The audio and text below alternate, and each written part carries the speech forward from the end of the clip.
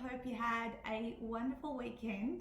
And hello from up north in Queensland. Currently day 3 of our quarantine 14-day stay. So excited to be with you here today. And last week was our conferencing week. Back home, we had each day a couple of hours talking about our business and what are the different things that we have done, reflect upon, what can we celebrate, what we can improve and tweak and adjust. So today's this week's to-do list for me is to action all the to-dos that we came up at conference. Good morning, Leslie. Nice to have you on the call. And as a result of that thinking and brainstorming, I came up with this topic today because hey Lindy, look, I've got my virtual background. It doesn't even feel like I'm in a hotel room quarantining. Yeah, everything's going really amazing, and I have I guess it's exactly the same as in Melbourne. Like, this is what I would do, do my Monday morning routines and then come and do my lives and continue on with a normal work week. So I've got my notes here on the phone. From the conference, we talked about the US market and how we're working with our US and Canadian clients, and what a difference it is to promote and I guess work with a different culture and the other side of the world with all the other obviously the time zone differences and understanding a different culture and all that sort of stuff. So this is why I make the topic be like, even if you have been doing what you do for a long time, sometimes you've got to start from the beginning, and just some of that thinking, because often, we're growing confidence in our businesses over time, and we kind of know and can predict what's going to happen. We can predict whether, if we run this workshop or this particular promotion, then this particular result will come from it. But it's not quite like that. Even if you're so good at what you do, and you're established and you have a great following in your own country, it's actually like starting from scratch, starting as a startup, if you're going to penetrate other markets and countries and all that kind of stuff. So I've got some points here to talk about as to why you need to treat it and think about it that way. Because if you don't, you can get discouraged very, very quickly and want to give up. And many of you guys know, my mum always says, every beginning is hard. So that's the thing that I was saying to everyone, the other day at conferencing. Our US model is slightly different, or the way we promote it and all that kind of stuff. So we're still tweaking, testing and measuring different things. So this is some of the things that I'm going to talk through in terms of, how you're going to think about it, because you can't treat it as your at-home market or where you're kind of really established and have been around for a long time. People have seen your advertising or whatever that is. So you have to start. First thing is you got to think that you're a startup. Even though for ourselves, we've been in business 10.5 years, but you have to think you're a startup and that it's gonna be a lot more challenging. So there's not going to be as many wins as there would be doing your usual thing. So the other thing is you got to treat it as the first 2 years are going to be really, really hard. You're going to have to tweak and adjust and have pilot programs that you're going to release. So you might even consider, reducing your price point, to pilot something brand new into the new country until you build up those raving fans and followers to get you to a point where, you can increase and go from there. So all of those things that we would have done early on in the business, say when you were at a startup in your local area, have to kind of follow suit if as you're breaking through new markets or in new countries and all that sort of stuff. So it takes time, as we know, to build a network of raving fans. So this year we've hosted 2 virtual retreats for the US, and we've got another one coming up in February. And certainly, we've had like 30 odd new authors from there who are now like really amazingly introducing us to new people. But all of this, it takes a time to build up, and that's what you got to realize is that building up that referral network, because you don't even live there, so you can't even physically go or meet people or network. So breaking through and making it even greater and I guess more predictable, it's going to take a lot longer. But there certainly will be a tipping point. And so when we're talking about at the conference, should we continue doing our USA events and all that kind of stuff? You know, is the effort worth it?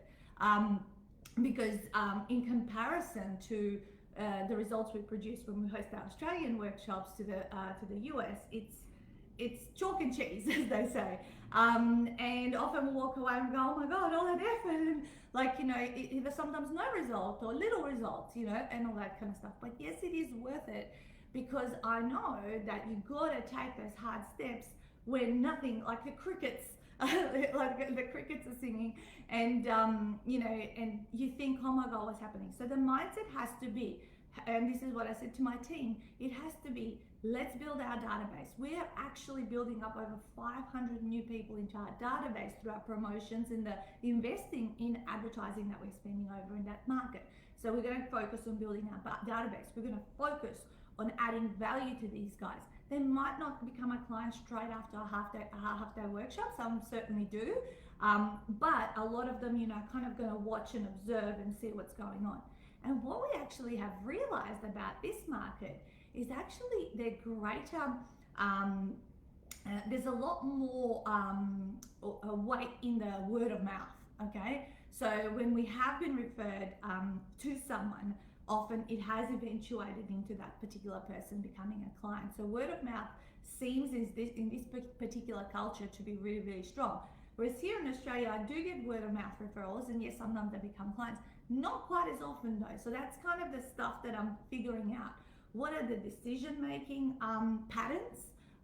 You know, how do they like to, be sold to, if you like? You know, and how, how do you communicate? Because it always alters, because yes, we speak the same language, but we're not the same people, and we don't live in the same place, and we have different kind of customs, or yeah, as I said, the decision making is always different, and culturally there is differences, even though the language is exactly the same. So build a network of and tribe of raving fans. Keep going. For us, it is about keep going and build a database and stick it out for 2 years, and then make a decision after you've put in effort, action, you've followed through, you've built up all of this. After 2 years, if it's still continuing to, if you're going to keep doing it, right? I've always said, every time you start something new, it's going to be awkward, or it's going to work sometimes and it's not going to work, so the results will be unpredictable.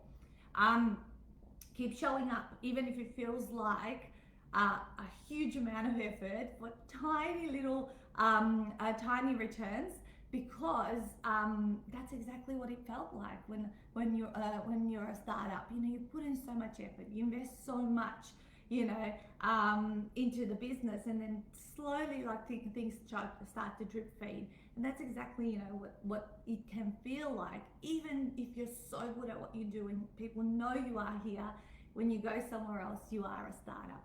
Okay, keep investing. Your return on investment is again going to be tiny, but it's going to build up. That momentum is going to build up. Finding clients or running our workshops here, we realize that it doesn't cost a lot once we sell our ticket price to the workshop versus versus what we're spending on Facebook ads, and in the US it's probably 10 times that. So it's kind of, someone would go, why would you even bother?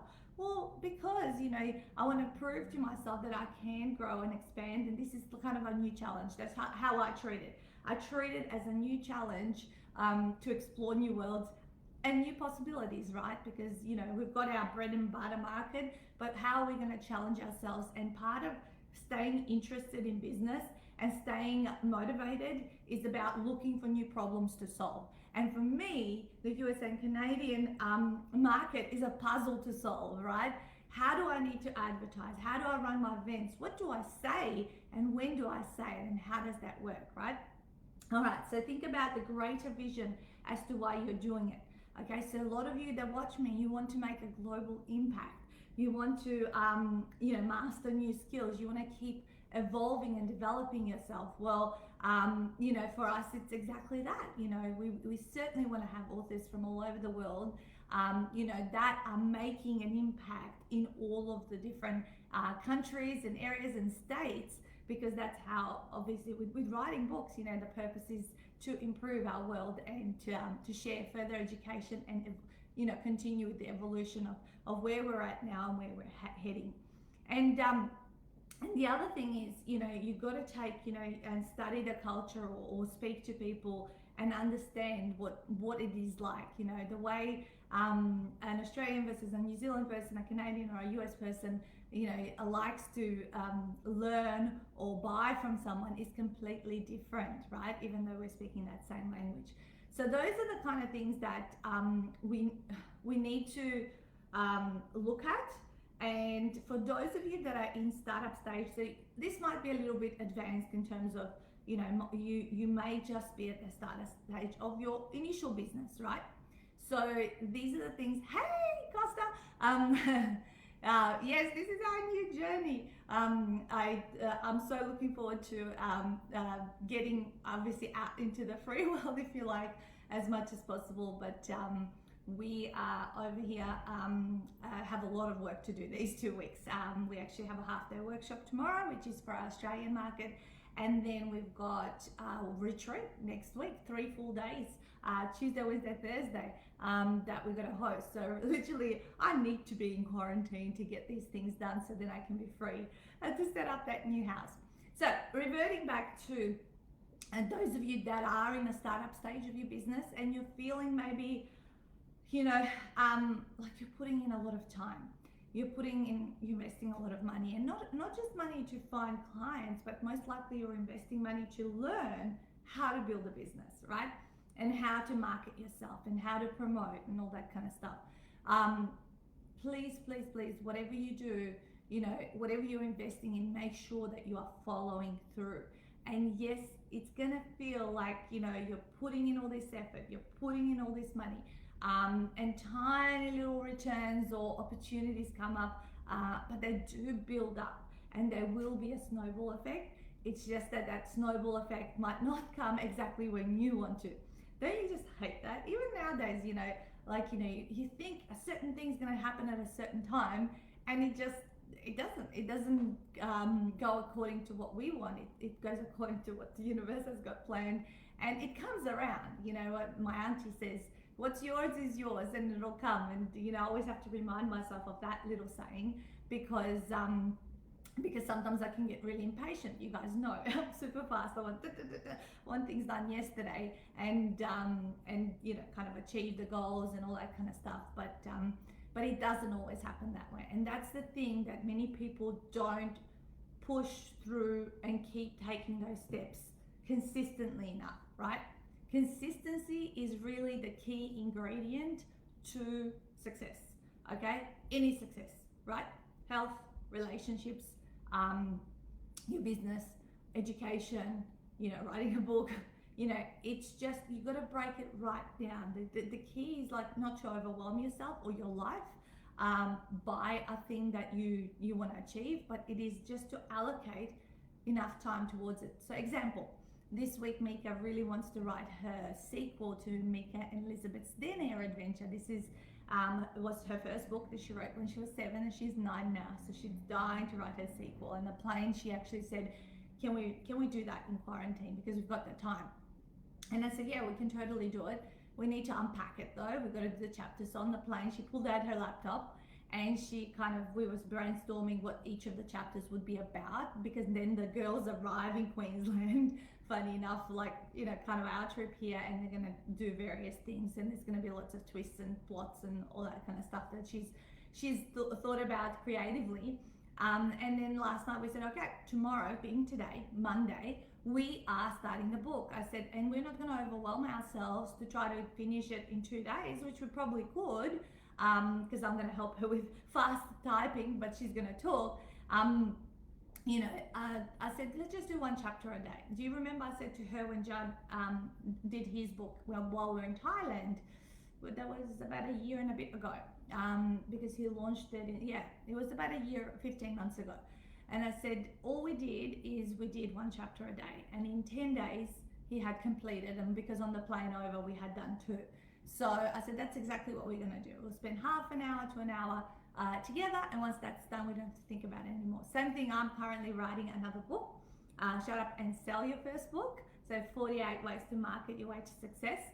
And I'm going to include my stuff, the 48 ways. Then I'm organizing some of my authors who have tried various different things for their books to contribute to the book as well, the value. And the same thing, like I'm thinking, okay, I've got to write 48 smaller chapters, but I don't want to sit there for hours upon hours. So on the plane over, I did 2. So my thing is, I'll do 2 a day, and 2 is like 3 pages of kind of typed up stuff. So I'm already way past 5,000 words, and I kind of go, yeah, I don't want to sit there for a whole day doing this. But if I do 2 a day, in 24 days, it'll be done. That's like 3 weeks, and that takes me about 40 minutes to do. I know what's up here, so I just got to get it down on paper. So key lesson is, hey Helena, your retreat's coming up soon. 8 sleeps to go. Hey Sabrina, nice to see you as well. So for those of you that are watching that are my authors, because a lot of the time my authors watch my Monday morning lives, consistency, guys, and having it put in your planner. Where are you going to do things like, just like my planner has exercise, meditated, every day, and you can tick it off and all that kind of stuff. We'll allocate now on the to-do, 2 chapters for my book, 1 chapter for Mika's book, and we're just going to do that every day. Routines are absolutely key to success in life, right? Creativity comes from spontaneity, though. So you don't have to schedule everything, right? But certainly I believe Monday through to Thursday, if you schedule things consistently, you will achieve some massive goals over a period of time. If you leave Friday, Saturday, Sunday as a more spontaneous and creative time, that's where you're going to come up with your new ideas and new insights in terms of what, maybe you need to action moving forward, and that builds up. So why does a business take so long to get off the ground? Is because you need 2 key things. You need to build infrastructure around the business, and this is, again, it ties in around the topic. You need to build infrastructure. So when I was talking about us establishing really well in the US market, yes, we've got the infrastructure, so we have got that ingredient, right? Although we're still also going to test and put out some new different offers and packages just to see how they get received. So testing and measuring, right? So infrastructure, and that is where it takes a long time to set the systems up and to kind of understand what's the flow of the business, right? And the second key ingredient is your network or your following, okay? So infrastructure and following are the 2 key things, and this is why new startups or companies going offshore and establishing themselves in new markets are going to take longer to, they're going to be like startups, because they might have the infrastructure but they don't have the following, and we know the following takes some time to establish.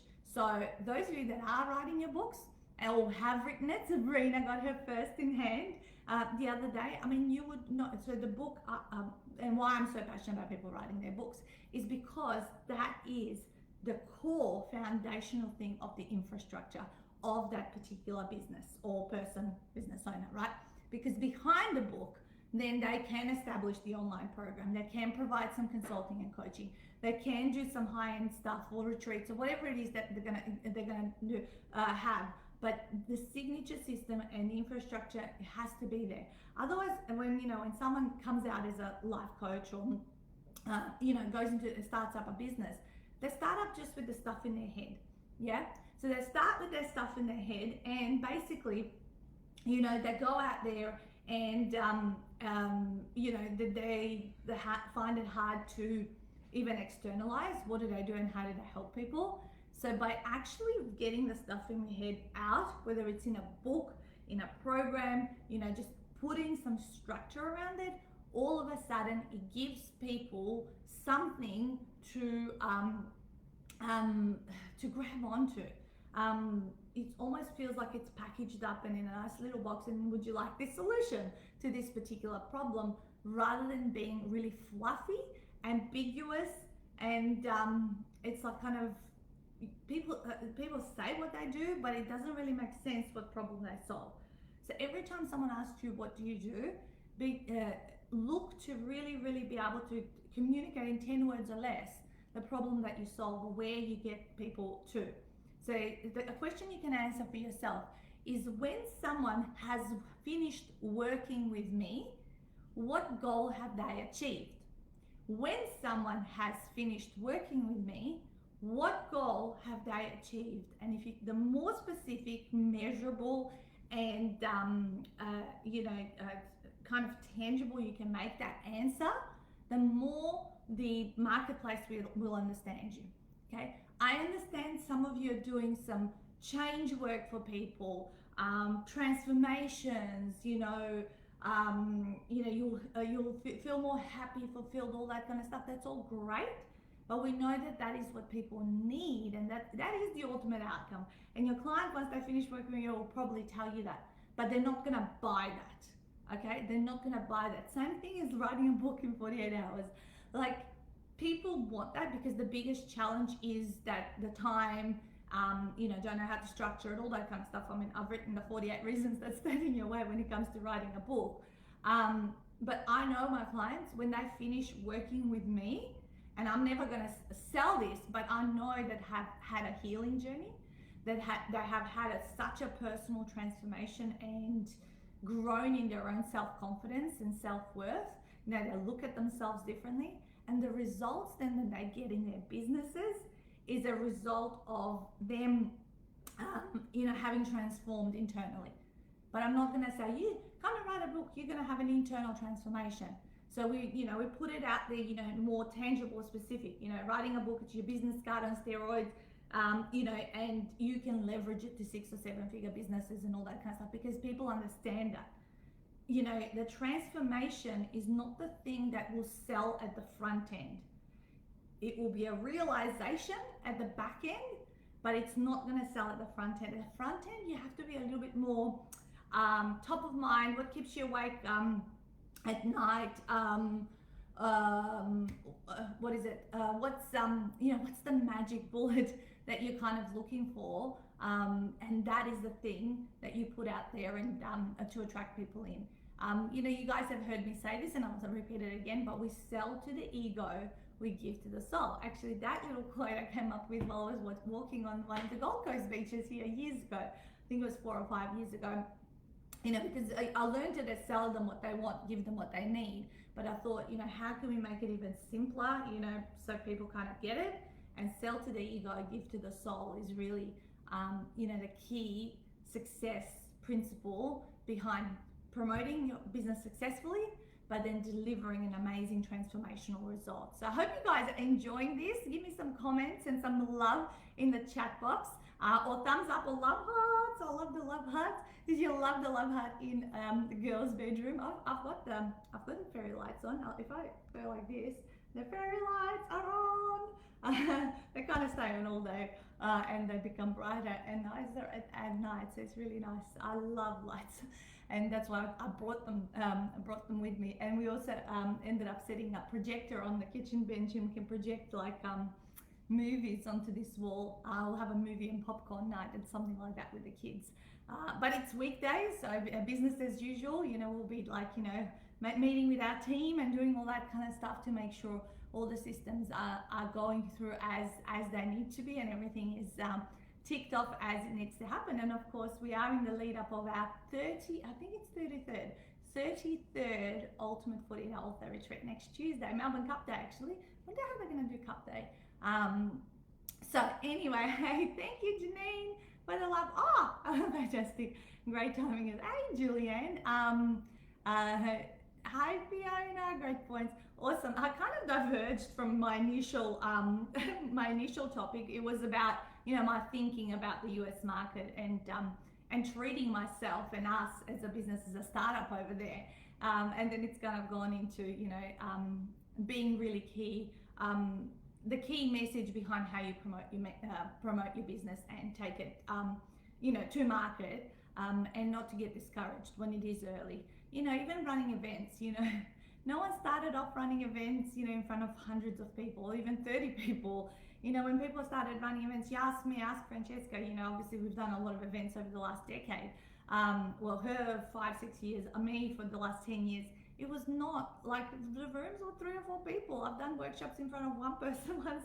Luckily my mum came to that presentation, and the chiropractor and her assistant sat in the audience. But you just have to keep, just look for the little wins along the way and celebrate those things. Because every time you turn up in front of people, every time you say what you do, every time you externalize it, you get better and better at clarifying and really building the confidence behind it. Because at the end of the day, confidence and certainty behind your expertise is the thing that's going to get people to, buy into what you've got. People want to feel safe with us, yeah, and we want to be able to convey that through what we offer, yeah, and how we offer it, right? So they don't want to be ignored, they don't want to be ghosted. They expect the same customer service throughout the process, from the beginning right through the middle, and even at the tail end of the relationship. Look to always add value and support your clients, and keep staying top of mind with them. Okay? Because if you do that, you will have repeat business, because we know that someone who's already worked with you is more likely to work with you and make buying decisions really, really quickly, and just kind of go, yep, because you don't need to build further trust or prove yourself or do anything like that. It's there. They know the quality of the work, they'll make a decision whether or not. And look for quality over quantity. That's kind of the way I look at it in our business and world. I'd rather have less clients but really know them well and kind of work with them in a more intimate sense, than have thousands and thousands upon people that I kind of even don't know who they are from a bar of soap, which there's obviously different models. If you go for the more intimate model, you can command higher pricing, and provide deeper customer relationships and service and all that kind of stuff.